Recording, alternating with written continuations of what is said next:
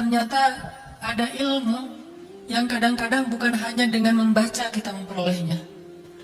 Ada ilmu yang kita tidak memperolehnya hanya dengan mendengar, tapi kita memperolehnya dengan meminta kepada Allah Subhanahu wa Ta'ala. Ada orang yang mendapatkan ilmu dengan cara mendengar, jadi wawasan. Ada orang yang mendapatkan ilmu dengan cara membaca, jadi wawasan. Tapi ada orang yang Allah berikan ilmu kepada dia, faham yang lebih daripada yang lain, sehingga ilmu dia bukan sekedar wawasan, tetapi menjadi iman di dalam hati. Itu barulah sifat ilmu yang sebenarnya. Kalau kita mendengar nasihat, tausiah hanya untuk jadi wawasan, kemudian jadi bahan perdebatan di sosial media, kita belum mendapatkan ilmu, bukan alim, bukan faqih, namanya musaqqaf, orang yang berwawasan. Terus apa bedanya orang yang musaqqaf atau orang yang alim dengan orang yang faqih? Orang yang alim itu innama yakhsyallaha min ibadihi al-ulama. Ciri orang yang alim, orang yang berilmu itu adalah bertambah rasa takutnya kepada Allah Subhanahu wa Ta'ala. Jadi nggak disebut kita paham ilmu kalau kita cuma tahu teorinya doang. Nggak disebut kita orang yang berilmu kalau kita hanya menghafal teksnya doang, menghafal Al-Quran dan hadisnya saja, tetapi tidak berbanding lurus dengan tingkat keimanan kita di dalam hati. Dan salah satu di antara cabang iman itu adalah al-khauf, rasa takut kepada Allah Subhanahu wa Ta'ala. Terus bedanya dengan faqih, kata para ulama, al-fiqhu fiqhul qulub. Ini mirip dengan alim, beda dengan musaqqaf. Al-fiqhu fiqhul qulub, pemahaman itu adanya di dalam hati, bukan di dalam benak. Ada sahabat yang Allah kasih dia al-fiqh, pemahaman lebih daripada sahabat yang lain. Salah satunya Ibnu Abbas. Ketika turun ayat tentang kemenangan-kemenangan Islam, idza jaa nasrullahi wal fath, al-yawma akmaltu lakum dinakum wa atmamtu alaikum ni'mati, dan seterusnya, para sahabat bertakbir, gembira dengan ayat kemenangan ini. Allahu Akbar, Allahu Akbar. Berarti Islam sudah menang. Berarti syariat sudah disempurnakan. Berarti Islam udah eksis, sudah manggung. Berarti dakwah itu udah berhasil. Para sahabat bersuka cita kecuali Ibnu Abbas. Ibnu Abbas bersedih. Lalu orang-orang bertanya, ya Abdullah, kenapa kamu bersedih? Malham, kenapa kamu sedih? Kenapa kamu khawatir? Kenapa kamu kok seperti tidak bahagia dengan ayat ini? Kata Abdullah Ibnu Abbas, ayat ini bukan hanya berita gembira, tapi ayat ini juga sebuah berita perpisahan. Kaifa dzalik? Gimana caranya? Kata Ibnu Abbas, kalau agama sudah sempurna, Islam sudah dimenangkan, dakwah sudah selesai, maka tugas Nabi sudah selesai. Sehingga kalau sudah selesai tugasnya, Nabi akan segera kembali kepada Allah Subhanahu wa Ta'ala. Barulah para sahabat nangis. Makanya Nabi mendoakan Ibnu Abbas dengan kalimat apa? Allahumma faqihhu fiddin wa 'allimhu ta'wil. Ini doa, ilmu yang didapatkan dengan doa kita, dengan doa dari orang tua kita, dengan doa dari orang-orang soleh. Makanya kalau ketemu dengan ustadz, kiai, ulama, jangan ngajak selfie. Ustadz, bukan. Ustadz doakan saya. Di sini banyak guru-guru kita para hafiz. Jadi minta didoakan, doakan saya supaya saya jadi seperti ustadz, hafal Quran, hafal hadis, faham agama. Karena keajaiban dari doa itu luar biasa, teman-teman. Dan Abdullah Ibnu Abbas jadi kayak gini, faham sesuatu yang dibalik ayat, sampai ketika turun ayat, tidak ada yang tahu makna dari ayat ini illa qalil. Tidak ada yang tahu makna dari ayat atau kalimat ini kecuali qalil, sedikit. Maka Ibnu Abbas mengatakan, aku adalah salah satu di antara yang sedikit itu. Bisa dibilang Abdullah Ibnu Abbas itu adalah Nabi Khidirnya versi sahabat. Karena sahabat juga kan banyak diumpamakan seperti para anbiya ya. Ibrahim, Abu Bakar seperti Ibrahim dan Isa. Umar seperti Nuh dan Musa. Abdurrahman bin Auf seperti Sulaiman. Ali bin Abi Thalib salah satunya seperti Yahya. Artinya banyak sahabat diumpamakan seperti para anbiya, termasuk Ali di sisi Rasulullah seperti Harun di sisi Musa. Begitu juga dengan Abdullah Ibnu Abbas, Allah beri dia ilmu, hikmah, yu'til hikmata man yasha, wa may yu'tal hikmah faqad utiya khairan katsira. Dan ilmu itu bukan dicari dengan membaca dan mendengar saja, tapi Allah yang ngasih gift kepada dia, salah satunya melalui doa.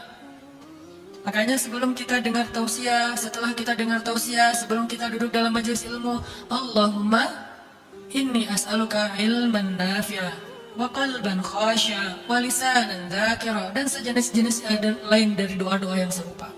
Minta kepada Allah difahamkan. Sehingga dengan doa Nabi, Allahumma faqihhu fid din wa'allimhu ta'wil. Ya Allah, jadikan Abdullah ibnu Abbas faham, faqih tentang agama, dan ajarkan dia ta'wil. Ada tafsir, ada ta'wil, tapi pembahasannya luas.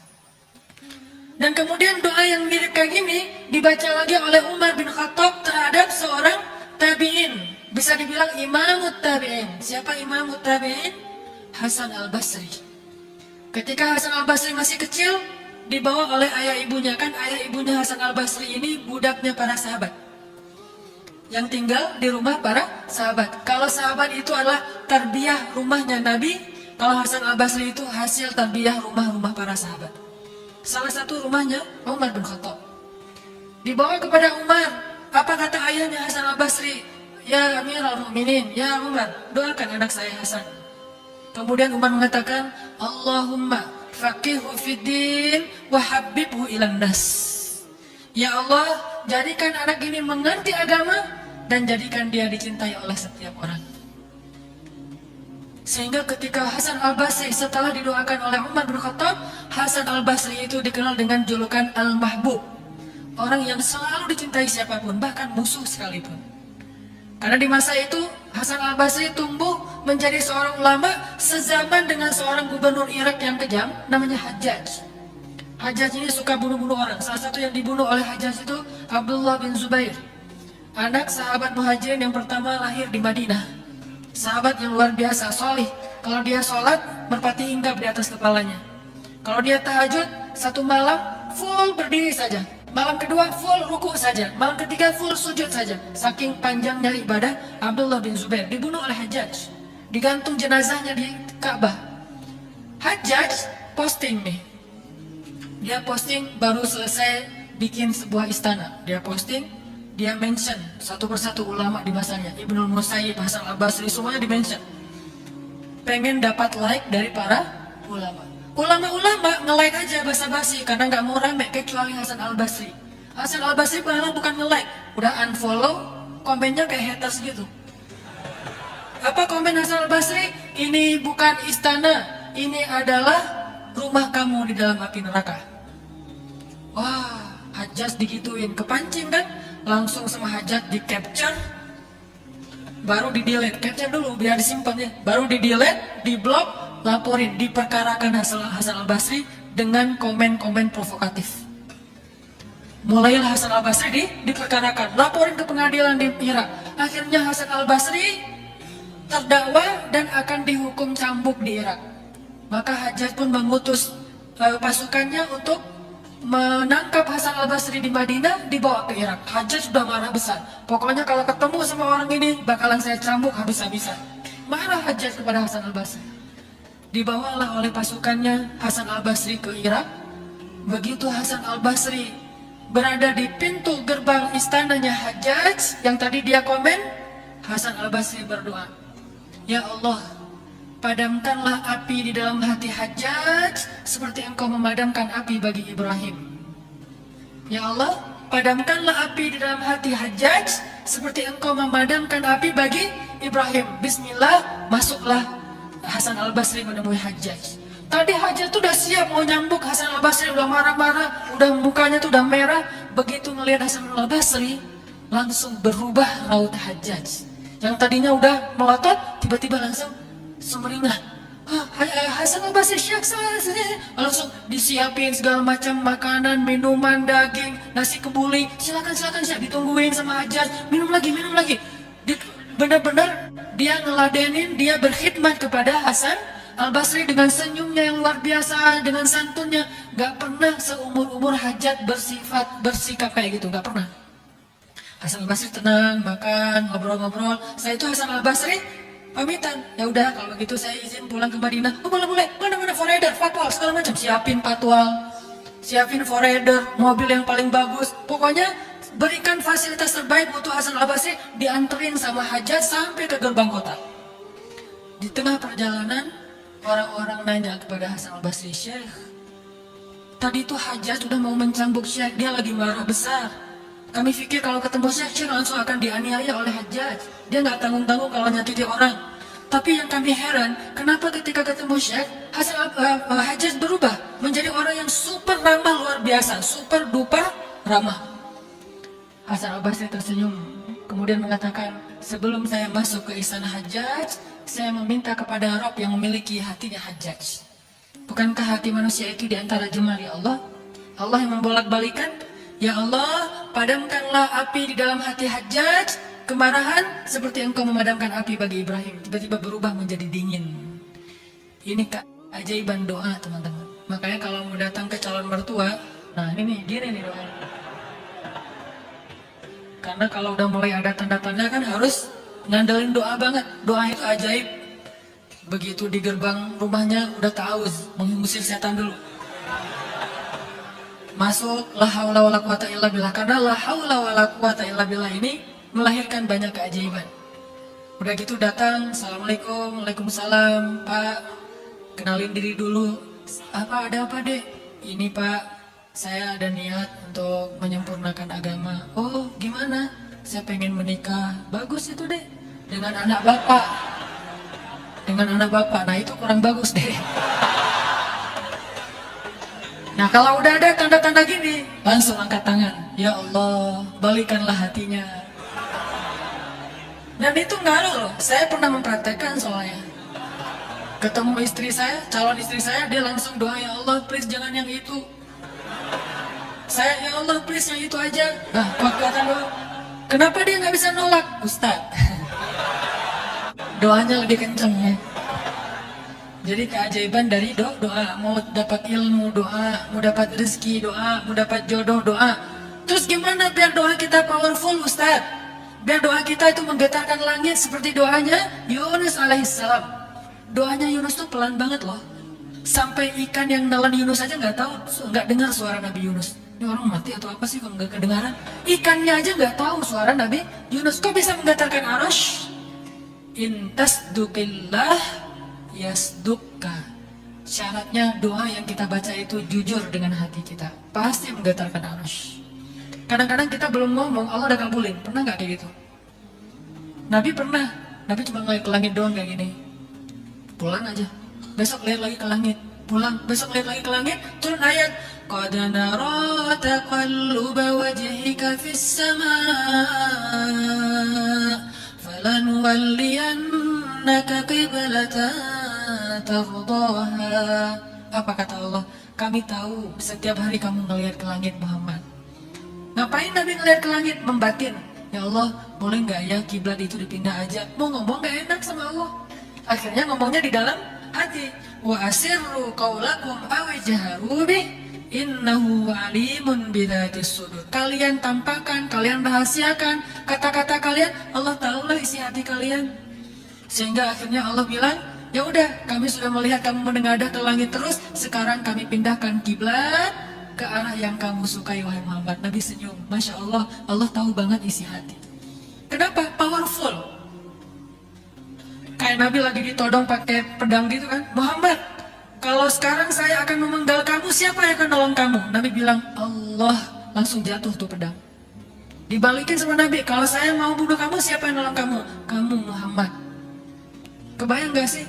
Anak saya mau kamu kasih makan apa? Siapa yang ngasih makan anak saya? Allah Pak. Oh ya, gak bisa nolak. Kan pertanyaan standar, kerjanya apa, maharnya sanggupnya berapa gitu kan ya, lulus dari mana. Udah aja, saya gak punya modal apa-apa Pak, saya punya doa. Bapak mau saya doain? Jadi keajaiban doa teman-teman. Dan terakhir, mungkin saya nggak bisa lama, mohon maaf, karena kita juga akan melaksanakan ibadah yang mungkin lebih utama daripada tausiah saya nggak jelas ini. Nanti kita akan sholat 1 juz dipimpin oleh imam-imam kita yang kece-kece ya. Cerita terakhir, ada 4 anak muda berdoa depan Ka'bah. dua saudara, satu namanya Abdullah bin Zubair, kedua namanya Mus'ab bin Zubair, ketiga Abdul Malik bin Marwan, dan keempat Abdullah bin Umar. Mereka berdoa. Tamanna, kata mereka, berdoa ya, berdoalah karena Allah akan mengijabah doa. Abdullah bin Zubair berdoa, ya Allah, janganlah engkau wafatkan saya sebelum engkau jadikan saya sebagai gubernur Hijaz, gubernur daerah Saudi. Selesai dia berdoa, tamanna wahai Mus'ab. Akhirnya Mus'ab berdoa, ya Allah, janganlah engkau wafatkan saya sebelum engkau nikahkan saya dengan Sukainah bintu Husain dan menjadi gubernur Irak. Lalu dia selesai. Yang ketiga, Abdul Malik bin Marwan, ya Allah, jangan wafatkan saya sebelum engkau jadikan saya sebagai raja yang menguasai bumi, khalifah. Dia selesai. Baru yang terakhir Abdullah bin Umar, yang paling soleh di antara mereka berempat.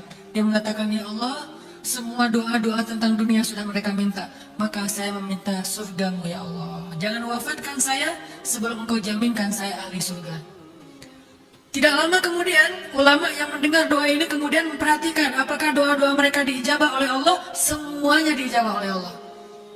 Abdullah bin Zubair gak lama kemudian menjadi gubernur Hijaz. Mus'ab bin Zubair tidak lama kemudian menjadi gubernur Irak dan menikahi Sukainah bintu Husain. Ini menjadi dalil boleh meminta jodoh dengan menyebut nama. Ya Allah, kalau bisa cewek Korea yang dijilbabin, karena udah masuk Islam. Ya Allah, kalau bisa minimal wajahnya kayak Zain Malik lah. Buat cewek-cewek, kalau nggak Zain Malik ya Hana Nataki lah ya. Narsis. Doa menyebutkan nama. Kemudian kalau Allah nggak ngasih persis seperti nama yang kita pengenin, nggak apa-apa. Allah akan kasih dengan kebaikan yang sama. Ya Allah, please imam saya kayak Yusuf. Kayak gimana Yusuf gantengnya? Cewek ngelihat Yusuf, ngiris tangan sampai berdarah, nggak berasa. Wow, ini bukan manusia, ini malaikat. Ini kenapa ya kok berdarah? Nggak berasa gitu kan? Ini gantengnya yuk Yusuf. Kebayang kalau Yusuf lagi live streaming? Gimana tuh histerisnya cewek-cewek tuh? Kalau cewek yang paling cantik, Sarah istri Ibrahim. Apa ukuran cantiknya Sarah? Cowok ngelihat Sarah, stroke. Kisahnya gitu kan? Raja Mesir pengen godain Sarah, lumpuh. Saking cantiknya Sarah. Jadi Yusuf dilihat, bikin gak berasa sakitnya. Sarah dilihat, jadi stroke. Ini dua simbol cowok cewek paling kece sepanjang sejarah. Minta aja, nanti kalau Allah kasih, nggak dikasih di dunia, dikasih di surga. Yang pasti kan saya sering bilang, di surga itu nggak ada jomblo. Nggak ada di surga galau sendiri duduk di pojok gitu. Ya lo kenapa? Di surga masih sedih aja? Ya gue belum bisa move on. Nggak ada itu adegan di surga kayak gitu. Di surga stalking pakai akun palsu, nyari mantan. Oh kenapa dia udah ninggalin saya, sekarang udah bahagia nikah, kapan dia cerainya? Nggak ada itu kayak gitu di surga tuh.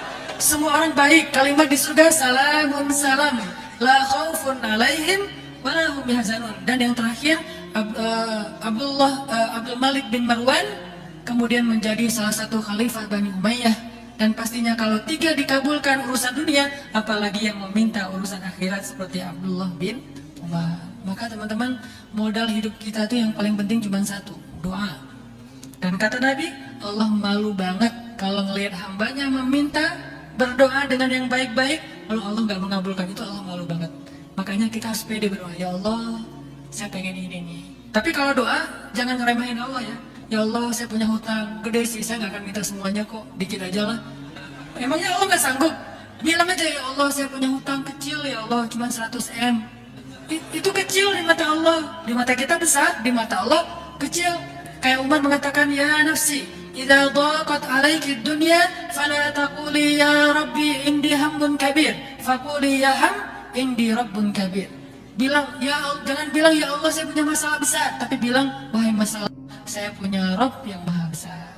Andalkan doa dengan jujur dalam hati bahwa kita percaya kepada Allah. Ana inda dhanni 'abdi bi, aku tergantung prasangka hambaku kepadaku. Mudah-mudahan Allah kasih kita ilmu faham, Allah kasih kita akhlak yang baik seperti Rasulullah, Allah kasih kita kehidupan yang berkah, dan pastinya insya Allah Allah kasih kita pasangan yang menjadi penyejuk hati kita insya Allah.